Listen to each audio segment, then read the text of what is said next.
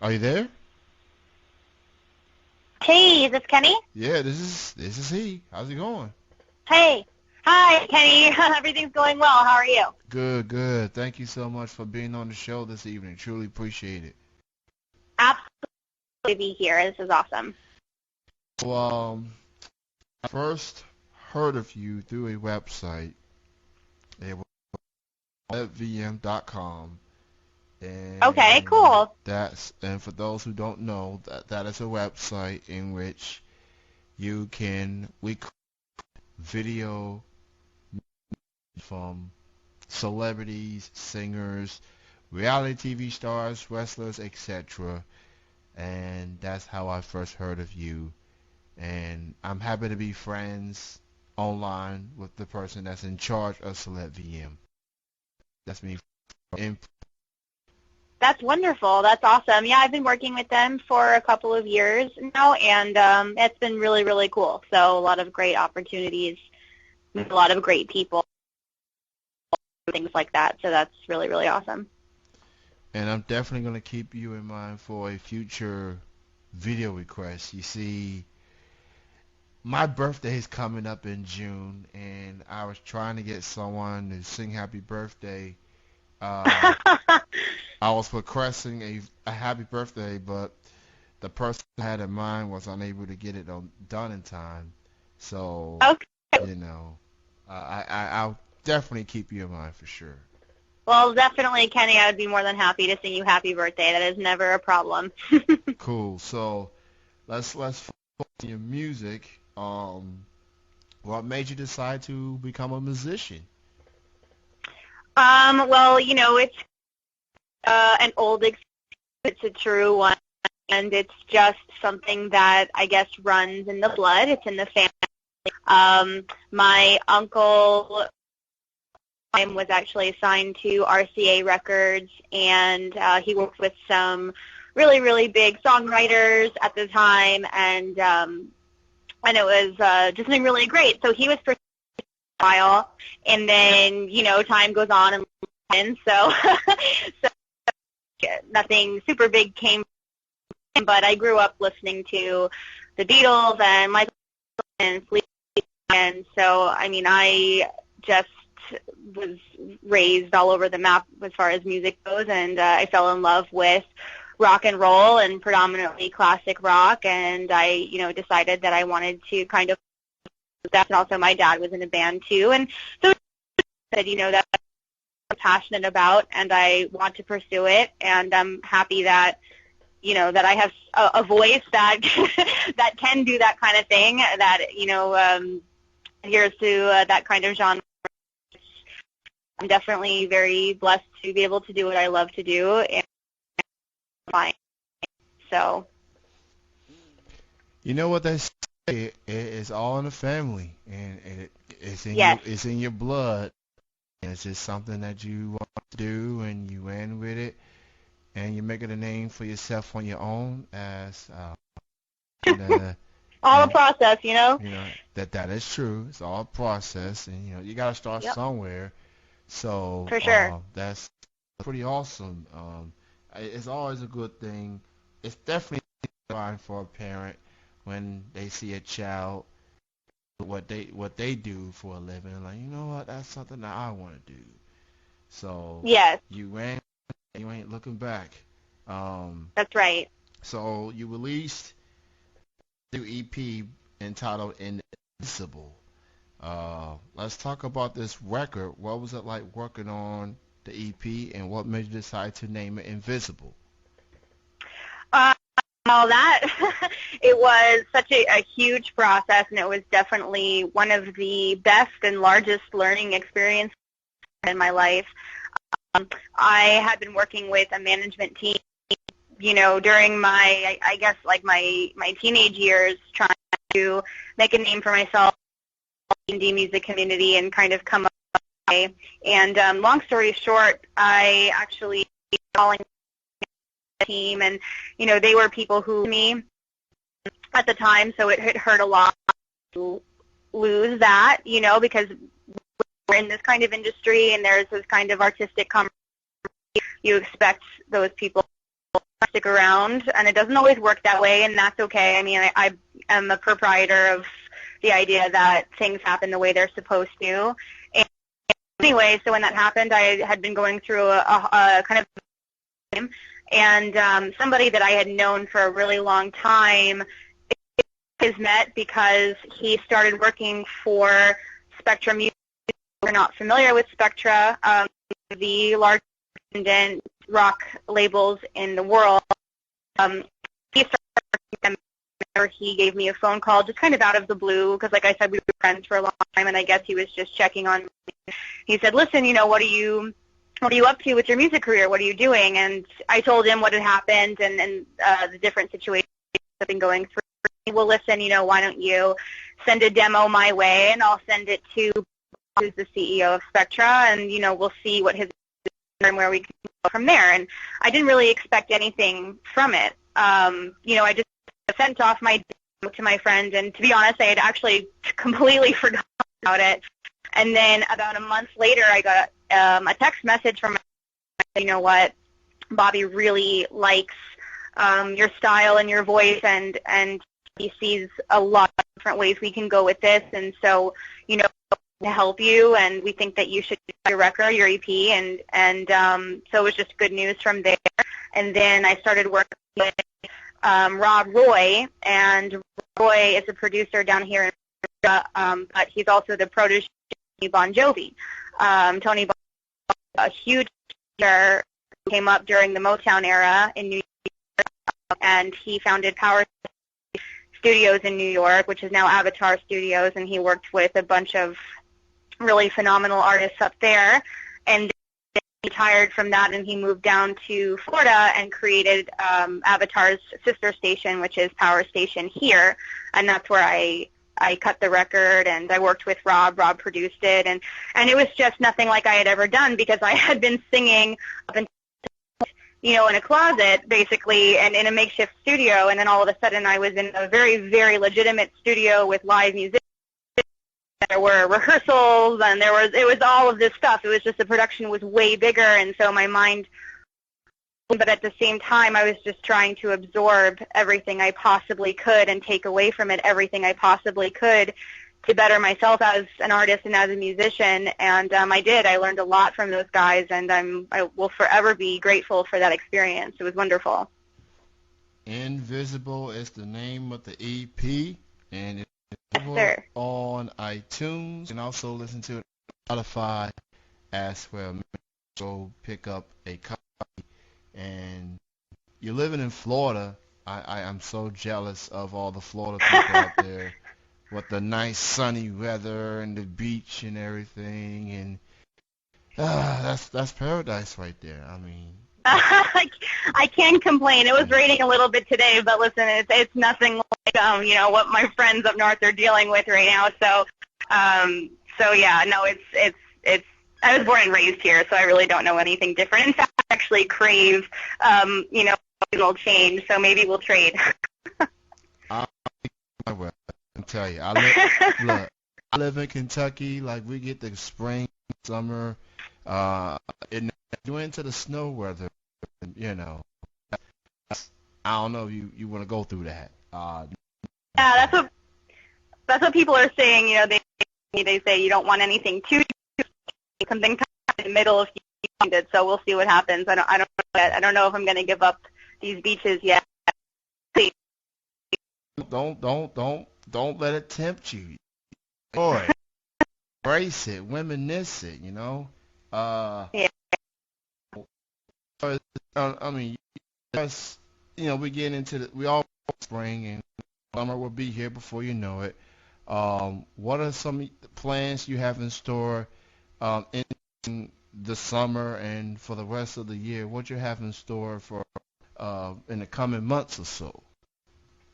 Well, what I'd really like to start doing is I'd like to start putting together, a new set, and I would do and some of my own stuff too, and kind of incorporate some classic rock covers, some more well-known songs, and I would really like up a tour up and down the Eastern Seaboard. That's been something that I've wanted to do for a really long time. 6 places was full. I like it that way. I really like to be busy, so we'll see what happens. I can't make any promises now, but definitely really like to start focusing more on my live performances and getting out of a little bit, going on some adventures and exploring, and it is. We will see what happens. That's essentially what the plan is. Now, I got a chance to play the 2 songs that you sent me. One is called and the other is called Dream of You. I definitely enjoy both records. Thank you. Talk about writing the songs Dream of You and Midnight. What songs are about? So, both of the songs are definitely about 2 totally different experiences and different things, and have gone through some things in my life. They've evolved other things. So it's interesting how, time can alter your perception of a song and its meaning, and you perform it, a year ago as opposed to performing it now. Interpretation is different, but essentially, just like any other aspect of my writing, I pull from real life experience and people I know and situations I know, and I have a very intense personality, so I think my music reflects that. And so basically, in a nutshell, because they're so different, I'm kind of trying to find the common denominators between those 2 songs. That is essentially what that is all about, is just my experiences, and just the emotions revolving. That definitely reminds me of a very well-known singer-songwriter, Miss Morissette, because she's got that feel to her music as well. Like, oh yeah, she's one of my favorites in the whole world is Uninvited by her. So definitely. Oh yeah, there hasn't been another woman like her since, and it's like, and it's good to see more women like lead vocalists, because it feels like it's mostly too much testosterone, if you ask me. I like to see a woman. Totally. I like to see a female, walk the mic the way that men do. Like a No Doubt or Evanescence, and uh, oh yeah, there's powerhouses out there for sure. So you being a lead vocal of a band, being female, what's it like to see like a Amy Evanescence or Gwen Stefani of No Doubt? What's it like seeing those women lead vocal of a band and being successful? And that's proof that it can work, actually. Definitely. And those things are, I think, very, very applicable, and I really try not to, be too deterred by, by people telling me that there's so much competition or this or that. I think that there's a place for everybody, whether it's mega success or it's success on an. I think success is something that is an objective idea, and I think that you define what your success is. But to answer your question, I think that seeing these types of women and seeing their powerhouseness and their work ethic and their perseverance, which at the end of the day is really what this all comes down to, is just how much you're willing to put into it. And seeing that definitely lends the idea that all of this is very, very possible and very obtainable. And so, I look up to them a lot. Really, my influences are a little older. They're more, Pat Benatar or the Wilson sisters from Heart, or Alanis Morissette, or like especially, I love her. And time. And so I look up to these women, and it's really satisfying to see that they've done it for themselves. And like I said, I think that there is a place for everybody as long as you work very, very hard and are very dedicated and don't get distracted by the outside noise. Very, very, it's a testament to an artist like yourself and Amy and Gwen, not letting the dictators get to you and just doing what you love to do what you're passionate of, and regardless of the gender, just going out there and perform. And fans enjoy it. They know good music when they see it, for the most part. That's right. So I think that we're coming upon such an exciting time in music and in art right now, just in art in general, because I think when the world reaches a tumultuous state, I think that so many opportunities are created for artists, whatever the gender is or whatever the social class. There's just so many opportunities to get your message out there and to create positive out of maybe some situations that seem at the time.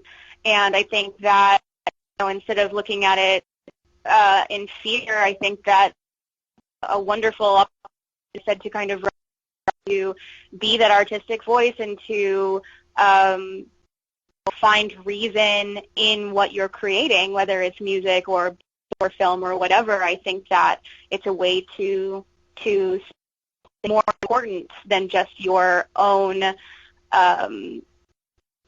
personal small message, just about you. I think there's such an opportunity to get a grander message out there, to the world. Artists of all kinds are coming upon a very exciting time right now, so I'm holding on to that. So being an independent artist, definitely, it's become more of a thing to do for a lot of artists these days. Like, Absolutely. it feels like with being in a major label, you don't necessarily give too much freedom to put the music out the way that you want to, especially That's when right. with a middleman or middlewoman interfere your process. Now, you being an independent artist, what do you think? What do you like the most of being an independent artist compared to doing a major label, working with them? What do you like? What do you like the most of being an independent? Well, like you, there's way more of an opportunity to be pick with yourself. Definitely, I have friends who are major labels and who work with major studios that are doing more of the commercial stuff, and that's really exciting and that's wonderful. And that's an entirely different kind of experience, but definitely the indie experience allows you, like I said, to be you. As an artist, you definitely have more, capacity and more allowance to speak truly of yourself and deliver the kind of message you want to, like you said, that you want to deliver it, which is very exciting. And anybody who knows me very well knows that I kind of tend to be a little bit of a control freak. So I like being very hands-on and very involved with all of the aspects of the things that I'm creating, or else I feel unbalanced. That carving my own way through the entertainment industry and through the things that I do is what works best for me. It's going to work best for every people. Like the experience of working with major people, having all of that, and like I said, that's I've experienced it on some level myself, absolutely. So I've coin, but like I said, I really like being very hands-on with what I put out. So I like this better. Ain't nothing wrong being in control whatsoever. I mean, that's what Janet Jackson was saying when she first hit the scene, and Right. she turned out to have a pretty good career. So, Hell yeah. A props to all, no on the major labels. I mean, whatever, go for it. It's not only independent artists are on the road, throughout the years, but they have been have their share of success, if not more. It seems like when I look at the Grammy winners, I see more indie. I see just as much as indie artists than major labels. So which that's is fabulous. It's really insane. exciting, and I think with the advent of the internet and social media, it makes it easy for these people to be discovered and to have a voice. People like, like me and like us to have a voice. I mean, you have this radio show, and that's phenomenal. 20 years ago, it wouldn't have been so easy. So it's, and that it adds to my point that it is a very exciting time for artists right now. Before I let you go, why don't you go ahead and promote your social media links, Facebook, Twitter, etc., and where people can hear your music and purchase your music as well. Absolutely. I think the easiest thing for anybody to do is to go to my website. It's www.shaynrocks.com. You can go. I'm on Facebook. My fan page is facebook.com/Shayne Leighton Stands. Find me on Twitter. My thing is just Shayne Leighton. And if my name, everything else will pop up. So no worries. Definitely findable. Well, it was great chatting with you. Thank you so much for being on the show. Again, the name of the EP is called Invisible. It's available on iTunes, and it's also available on Spotify. It is on Spotify, Pandora, YouTube, all of the above. Pretty much everywhere, digitally. Yes, sir. And so make sure you go pick that record up. Shayne, great chatting with you. Continued success, and keep an eye on celebrity VM requests in the coming months or so. Definitely. I look forward to it, and happy early. Thank you. You have a great weekend. You're welcome, Kenny. Have a great rest of your show. All right. Thank you.